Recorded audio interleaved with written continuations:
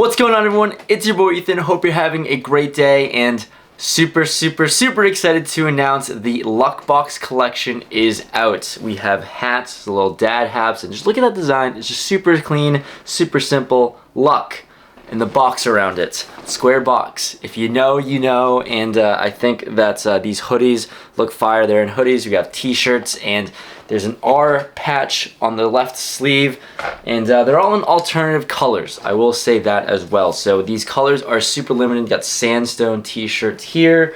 There is a mint green that I absolutely love. There's a whole lot of different colors, but these colors are super limited, so I don't know how much of a supply that we actually do have, but I have teased this on Instagram before, and my one teaser, my DMs were absolutely flooded, so it seems like you guys really love the design, and I'm really excited to announce this one. So Luck Box in black. I think the white just pops out really well, so does that R patch. And one little thing, for the first 100 orders, I did sign one of those little thank you note cards. If you guys care about that, first 100 orders, you will get a signed one by me.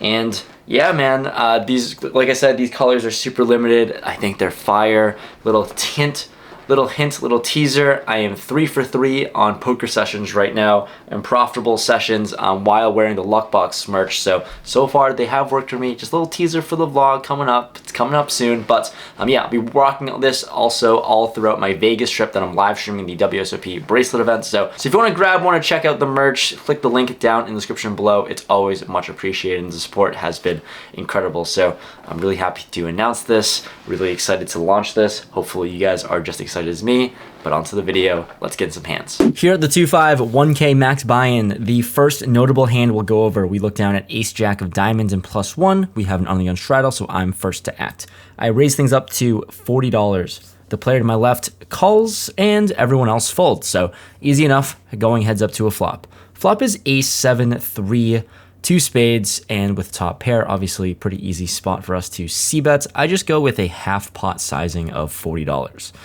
Interestingly enough, now immediately we get raised, and he sizes up to 115, just a tad smaller than 120. Not entirely sure why he didn't just go 3x, but definitely some alarm bells coming. But with top pair, I have an okay kicker, just never going to be folding just yet.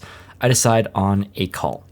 The turn is now the 3 of diamonds. I check, and obviously in my head, this is a pretty good card for us. It eliminates combinations of pocket 3s and sets, so I'm definitely not losing to as many combos that beat us right now. He thinks for a while and ultimately ends up checking this back. Given this action, now I'm really confident that I'm ahead. Not really losing to ace 3, not really losing to ace 7, other stuff like that. So we're gonna go and see a river. The river is now the 6 of hearts, and we're out of position first to act here. Given the action, him raising us on the flop, I don't think there's too much value in leading out on this board, so I decided to check. He thinks, goes over his options, and throws out a bet of $175. 7 green chips, and this is just an easy snap call here, given how it's played. He shows us the queen jack of spades for the queen high flush draw on the flop, took the aggressive route, and we scooped the first hand in, so always nice to hold. Next spot, we've got ace 9 of diamonds in the cutoff. There's a hijack open to $15. This player only has about $300 behind, and given the really short stack, I really can't 3-bet too light given the low SPR, so I make the call, button, and small blind call as well, so we've got quite the pot brewing. Going to a flop, which comes 10-9-6-2 hearts, and action checks to me. Obviously, it's a very connected board. We have middle pair, good kicker, and I think we're going to start with a protection bet here and just kind of see where we're at. I bet out $40. The player to my left, the button, makes the call fairly quickly, and so does the hijack, who raised pre-flop. So I'm not really sure why he's checking then calling a bet, but 3 ways to a turn we go. The turn is the jack of hearts. Board pretty much sucks for our hand now. Hijack checks, I check, and the button now throws out a bet of $115. There's way too much that beats us right now on the board. A lot of straights, a lot of flushes, a lot of 2 pairs, any jack, just the list goes on. Anyways, the hijack folds, and I'm gonna release and let this one go as well. You can't win them all. We get moved to the main game, and one of the first hands that we play, ace 9 of spades this time in +2.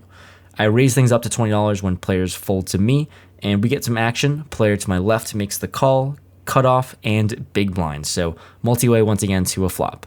The flop is Jack 7, 3, 2 spades, and a diamond. Action checks to me, nut flush draw, backdoor straight draw. Obviously, we are putting in a bet, and I size to 45. And well, two of the biggest stacks of the table make the call, the cutoff and big blind. Both cover my stack, so, we'll see how it goes. The turn is the 10 of diamonds. So 2 diamonds out there, and we pick up a combo draw. The big blind checks to me, and I obviously really like my hand, but we're essentially out of position against the cutoff player who has a really large stack, and I go for a check, even though I have a really strong draw. I'm trying to balance just a little bit, and obviously we want to get to the river, and if we were to face a raise somehow, then that would be detrimental for our hand. So I just check, and now the cutoff throws out a bet of $105 pretty quickly. The big blind folds, and obviously onto us. Raising here doesn't make a whole lot of sense, so it's just going to be an easy call on our end and hoping to hit one of our outs. The river is now the 3 of hearts brick city for us, and given how we've played it, throwing out a bet here, leading out doesn't make a whole lot of sense, so I just check. He quickly checks it back. He says that he missed, which I'm not sure what that means, but I'm going to show my ace high anyways. But he shows us Jack 4 of diamonds. He did miss his flush draw, but his top pair is good enough anyways. If he's going to play Jack 4 of diamonds, I am definitely going to be playing more hands against him, hopefully. In this spot, we pick up 6, 7 of hearts in the cutoff, and there's an undergun open to 20. Hijack makes the call onto me. Certainly going to give the undergun opener a little bit of respect here. Don't have to 3-bet relentlessly. I decide on a call. Button to my left makes the call, and so does the big blind. So once again, multi-way in this spot. The flop comes 6, 4, 3, 2 clubs. Action checks to the undergun player who bets out $50. Hijack folds, and onto me. I think I can go either way in this spot. Certainly not going to be folding. We have top pair, we have a gutter ball, and this board just kind of smashes our range more. Anyways, I decided on just a call for $50. Everyone else folds, and we're going to go to a turn.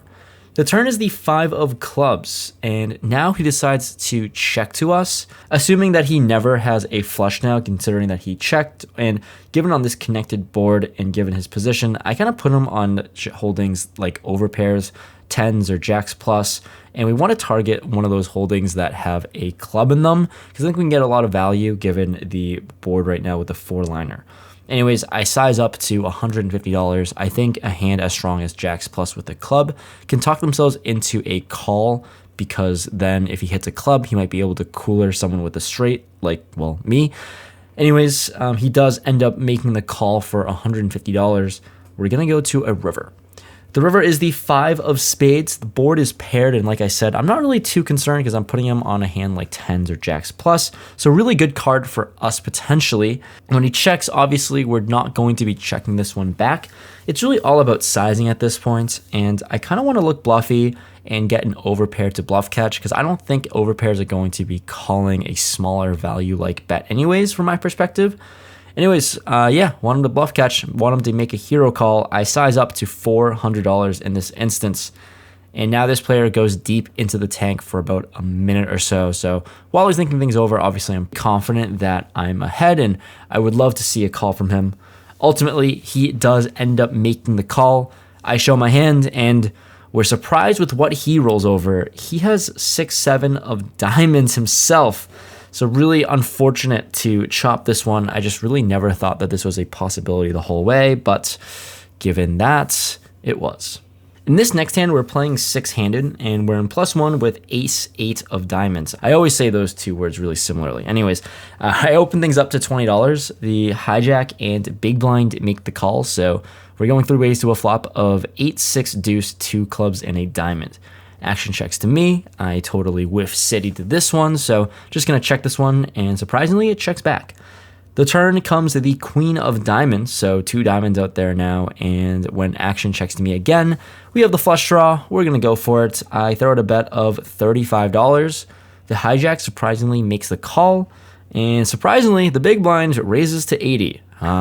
Seems like somebody was slow playing a queen of some sort on this board. Anyways, it's really annoying, but it's only 45 more for us to call, so sure, we're in position as well, and if we hit our diamond, then we just might get paid. I make the call for 45 more, and the hijack ends up folding. Heads up to a river. Let's try to see a diamond. It is the 8 of spades, so not the card that we're looking for, although we do have a pair. Unfortunately, we don't really get to do much when he throws out a bet of $200, and yeah, we have a pair of 8s and a dream, but that's about it. We let this one go, give him the pot, ship it over to him. Playing a lot of these suited aces, this time ace-9 of hearts in the hijack. There's an ungun player who limps, and given this limper, I'm going to raise it up to $25. We get the player on my left, the cutoff, and ungun player to call. As a side note, this cutoff has been super active and almost playing every single hand that we've been in, so we're going to see a flop. The flop comes Jack, Jack 5, rainbow, neutral, and static board textures. Certainly going to favor us, and we're going to protect ace high when action checks to me.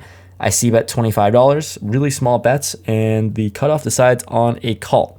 So not really sure what he can be holding. He can almost be holding any 2 cards, but when the turn is the deuce of clubs, there are 2 clubs out there. I certainly can throw out another bet to protect ace high, but that seems a little too ambitious and thin. So I decided to check this one. And well, he throws out a bet, and it's a tiny one. It's $25. So sure, man, 1/5 pots. I am not going to fold ace high to this price just yet. I make the call, I guess. Going to a river, hoping to see a 9 or ace to make our lives easy. It's the 6 of spades, so not easy at all. For a third time, I check. Obviously, just want to get to showdown, but he does not do that. He throws out another bet, this time of $50. Well, screw it, I think. Good on you for betting so small. I guess you deserve the pot if you have like a pair of 5s or something. Not 100% sure what he could have, but I make the call because he's been playing super wide and like whatever. Gonna donate $50. He shows us king queen of clubs. So nice. All right. Ace 9 is gonna take this one down.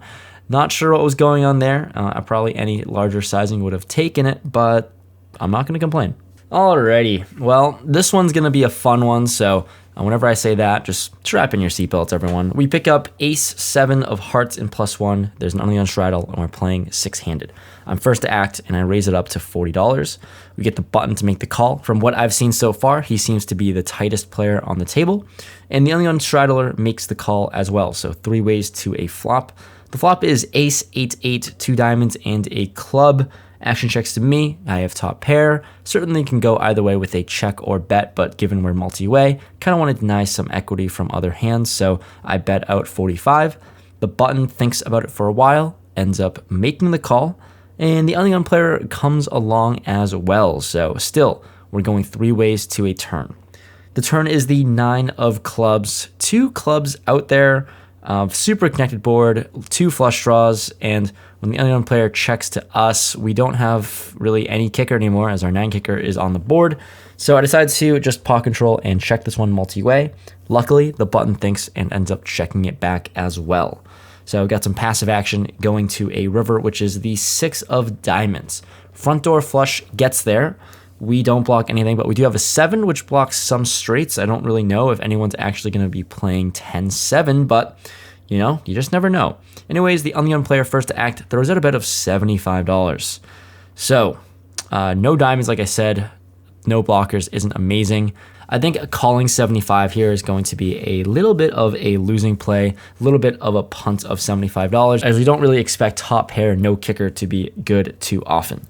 So while I'm thinking, the button player actually is looking at his cards in such a way that looks like he's going to be folding no matter what happens. So he seems really uninterested. And now I think about my hand, and I think it's a decent candidate to go for a raise and bluff at this one. Even though we have top pair and ace, I think we can try to turn this one into a bluff. So I don't know. I'm going to go for it. Let's see what happens. I put in a raise to $275. The button, as expected, folds pretty quickly. And now the ungun player doesn't look too happy with the price. For $200 more, he thinks about it, but ultimately ends up making the call, which really isn't great for us. I tell him that he's good, but he surprisingly shows us ace 7 off suit. And we have the same exact hand, 9 kicker plays with a pair of aces and 8s. and somehow we just chopped this one up. So I guess I'm pretty happy with my line here, with how I raised it. Would have loved to see a fold out of him. Maybe we could have sized bigger, but when you block the top pairs, it's pretty scary to put in a large raise knowing he probably can have an 8 a lot of the time. Alrighty, next one in, pocket 7s in the small blind. There's a middle position limp, and the button raises to 20. This is the player that called my ace 7 last time. And we're going to put in the 3-bet this time out of position to $80. Kind of want to take control of the pot right now, and if we take down the money pre, then that's fine, but not what happens. The button makes the call for 60 more. Going to a flop of ace 6 deuce rainbow. Obviously, seeing the ace really sucks, but our range consists of a lot of ace X's. So I put in the C-bet to $60, kind of a semi-bluff, and unfortunately, he makes the call for 60. Not amazing. The turn is another 6, so whenever the middle card pairs, not good for us, and obviously a 6X holding was the only thing we could beat on the flop. So I just check, and he checks it back. The river is now another deuce, so we've got ace 6 deuce 6 deuce. What a ridiculous board this is, and it was really weird to see a check from him on the turn, and I have a decision to either block bet river or just check and face a decision if he were to bet. I go for the first option. I size to $115 kind of as a block bet, and in hindsight this seems a little too big. But anyways, we get snapped off for 115. I show pocket 7s, and he shows ace 10 offsuit. So nice hand there. I think we kind of burned a little bit of money there on this river bet. The last interesting hand of notes. It's always fun when you look down at pocket aces in the cutoff, and action folds to me, sadly. I'm going to put in a raise to $20, and, music to our ears. The button thinks 20 is not enough. He puts in a 3-bet to 100. Action folds to me. This is a 5x 3-bet, and we've got aces. So can you say this is the dream? I think so. He's sitting pretty short. He has under $500 in his stack. So obviously, I feel like he likes his cards. I'm going to put in a 4-bet here and size to $240. This player doesn't take too long before ripping his whole stack in there, about $400-ish total. And I'm going to say we're going to call this one off. So let's see what happens. Show your hands at any point. It's just the two of you, no more action. The river king isn't amazing, but I ended up showing my hand pocket aces, and this player has pocket queens, so a little bit of a cooler there. Looks like he just ran right into it. Unfortunate he didn't have a bigger stack, but always happy to win this one. Aces versus queens all in pre. And now we are into the black just because of this hand. The beauty of summer is that right now it is 8:30 and it's not pitch black. It is not depressing. I can't get over how the New England winters here, it gets pitch black at like 5 p.m. It's 8:30. You can kind of see the sunset there if the camera picks it up, hopefully, but it's always so nice and it's warm and just good vibes all around. Always a nice good vibe too to end the session up because of the one last hand with aces. We were literally battling pretty much even the whole time, and then we lost a few hands, and then we were breaking even, and then, queens shoves into aces pre. We make $400, and pretty much that is the session. We were in the game for, how much was it? $1,000, just no add-on, which is always nice. And out of the game for $14.88, I believe. So, always a solid day. Only played for about 3 hours, give or take, but hopefully you enjoyed this one. Leave a like if you made it this far. And we're climbing back up from the minus 10K punt from the last 2 sessions. Not saying that we're up, but the last 2 sessions combined, up $1,000. We're crawling back. We're making progress. It's going to take a while. Anyways, thanks so much for watching. See you guys next time. Peace.